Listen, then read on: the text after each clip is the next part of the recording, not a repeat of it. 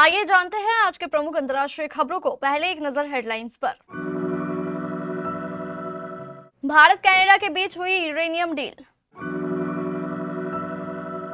EPFO की pension और बीमा योजनाओं में बदलाव। ट्रंप ने ओबामा पर निशाना साधते हुए कहा, ईरान के पास 3 साल पहले ही परमाणु हथियार होता। ईरान में स्कूल और अस्पताल पर हुए हमले को लेकर राष्ट्रपति मसूद पेजेस्कियान ने क्या कहा। अमेरिका ने अपने नागरिकों को इन देशों से फौरन निकल जाने को कहा।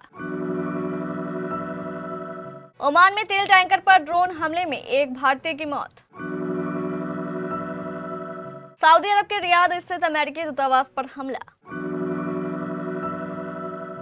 हार्मुज स्ट्रेट की वजह से क्यों हो रहा है तेल और गैस की कीमतों में उछाल। हिलना डुलना मुश्किल हो गया था, आहान पांडे ने झेला असहनीय दर्द, करानी पड़ी थी सर्जरी, दर्द में बीते कई महीने। और हर पाकिस्तानी खिलाड़ी को देना होगा 50 लाख जुर्माना। टी20 विश्व कप में मैच फीस से कितनी हुई उनकी कमाई।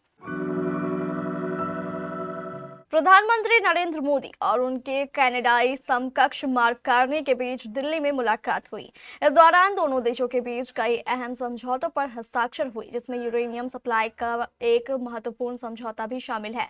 कनाडा और भारत के बीच हुई इस डील के बाद से यूरेनियम चर्चा में है। प्राकृतिक रूप से मिलने वाला यूरेनियम सीधे उपयोग के लिए बहुत काम का नहीं होता, क्योंकि इसमें ज्यादातर हिस्सा U-238 आइसोटोप का होता है, जबकि असली उपयोगी हिस्सा U-235 का होता है। इसकी प्राकृतिक यूरेनियम में बहुत कम यानी लगभग 0.7% की ही होती है। इसी वजह से बिना प्रोसेस किए गए इसे बेकार जैसा कहा जाता है, क्योंकि ना तो यह सीधे परमाणु ईंधन के रूप में इस्तेमाल हो सकता है और ना ही अन्य उन्नत परमाणु तकनीकों में।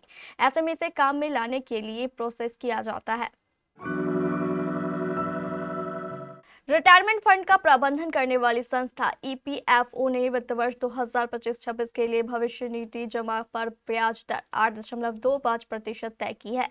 इसके साथ ही बंद पड़े खातों से पैसे निकालने के लिए ऑटो सेटलमेंट और नई सामाजिक सुरक्षा योजनाओं जैसी कई घोषणाएं भी की गई है। मंत्रालय ने बताया कि सोमवार को केंद्रीय श्रम एवं रोजगार मंत्री मनसुख मांडविया की अध्यक्षता में हुए सेंट्रल बोर्ड ऑफ ट्रस्टीज की बैठक में सिफारिश की गई सीबीटी ईपीएफओ का फैसला लेने वाला सबसे बड़ा बोर्ड है। मंत्रालय के मुताबिक वैश्विक चुनौतियों के बावजूद ईपीएफओ ने अपनी वित्तीय स्थिति मजबूत रखी है और खाता धारकों को स्थिर और बेहतर रिटर्न देना सुनिश्चित किया है। अमेरिका के राष्ट्रपति डोनाल्ड ट्रंप ने सोमवार को ईरान परमाणु समझौते से बाहर निकलने के अपने फैसले का बचाव किया। उन्होंने कहा कि इस कदम से तेहरान को परमाणु हथियार हासिल करने से रोका गया। ट्रंप ने social media platform truth social पर लिखा, अगर मैंने ओबामा का ईरान परमाणु समझौता खत्म नहीं किया होता तो ईरान के पास 3 साल पहले ही परमाणु हथियार होता। यह बयान ऐसे समय में आया है जब अमेरिका इजराइल ने ईरान के साथ युद्ध शुरू कर दिया। Joint comprehensive plan of action यानी JCPOA को पूर्व राष्ट्रपति बराक ओबामा के समय तैयार किया गया था। इसके तहत ईरान के परमाणु कार्यक्रम पर सीमाएं लगाई गई थी और बदले में प्रतिबंधों में राहत दी गई थी। ईरान के राष्ट्रपति मसूद पेजेस्कियान ने कहा कि अमेरिका और इजराइल के हमले मानवीय सिद्धांतों का खुला उल्लंघन है। उन्होंने सोशल मीडिया प्लेटफॉर्म एक्स पर लिखा, अस्पतालों पर हमले जिंदगी पर हमला है। स्कूलों पर हमले किसी देश के भविष्य को निशाना बनाते हैं। मरीजों और बच्चों को निशाना बनाना मानवीय सिद्धांतों का साफ उल्लंघन है। पेजेस्कियान ने कहा, दुनिया को इसकी निंदा करनी चाहिए। मैं अपने शोक में डूबे देश के साथ खड़ा हूँ। ईरान इन अपराधों पर चुप नहीं रहेगा और ना ही झुकेगा। ईरानी अधिकारियों के मुताबिक ईरान में एक स्कूल पर हुए हवाई हमले में कई बच्चों समेत 153 लोग मारे गए। अमेरिकी विदेश मंत्रालय ने मध्य पूर्व के कई देशों में रह रहे अपने नागरिकों के लिए एक बयान जारी किया है। इसमें मंत्रालय ने कहा है कि वे हमले के खतरे के कारण जितनी जल्दी हो सके वहां से निकल जाए। इन देशों में बहरीन, मिस्र, Iran, Iraq, Israel, West Bank, Gaza, Jordan, Kuwait, Lebanon, Oman, Qatar, Saudi Arab, Syria, संयुक्त अरब अमीरात और यमन शामिल है। अमेरिकी विदेश मंत्रालय की ओर से ये बयान ऐसे समय में जारी किया गया है जब ईरान मध्य पूर्व देशों में मौजूद मौजूद अमेरिकी सैन्य बेस को निशाना बना रहा है। इजराइल और अमेरिका ने शनिवार को ईरान पर हमला किया था, जिसके बाद से ईरान और इजराइल का एक दूसरे पर हमला जारी है। ओमान की खाड़ी में एक तेल टैंकर पर बम से लैस ड्रोन ने हमला किया। इस हमले में जहाज पर मौजूद एक भारतीय नाविक की मौत हो गई। इस पर मस्कट स्थित भारतीय दूतावास ने सोशल मीडिया प्लेटफॉर्म एक्स पर एक बयान जारी किया है। भारत के दूतावास ने एमकेडी व्योम जहाज पर भारतीय नागरिक की मौत पर गहरा दुख जताया है। दूतावास ने कहा कि वह ओमान के स्थानीय अधिकारियों के साथ लगातार संपर्क में है, ताकि जहाज पर मौजूद भारतीयों की सुरक्षित और जल्द वापसी सुनिश्चित की जा सके। सऊदी अरब के रक्षा मंत्रालय ने पुष्टि की है कि रियाद स्थित अमेरिकी दूतावास पर 2 ड्रोन से हमला किया गया। दूतावास ने सोशल मीडिया प्लेटफॉर्म एक्स पर जारी बयान में कहा कि इस हमले से हल्की आग लगी और इमारत को मामूली नुकसान हुआ है। सऊदी अरब में अमेरिकी मिशन ने जिद्दा, रियाद और धहरान में रहने वाले को घर में ही सुरक्षित रहने की सलाह दी है। इससे पहले सोमवार को कुवैत में अमेरिकी दूतावास से या उसके पास से धुआं उठता देखा गया था। इसके बाद दूतावास ने लोगों से कहा कि वे दूतावास न आए और अपने घर में सुरक्षित रहे।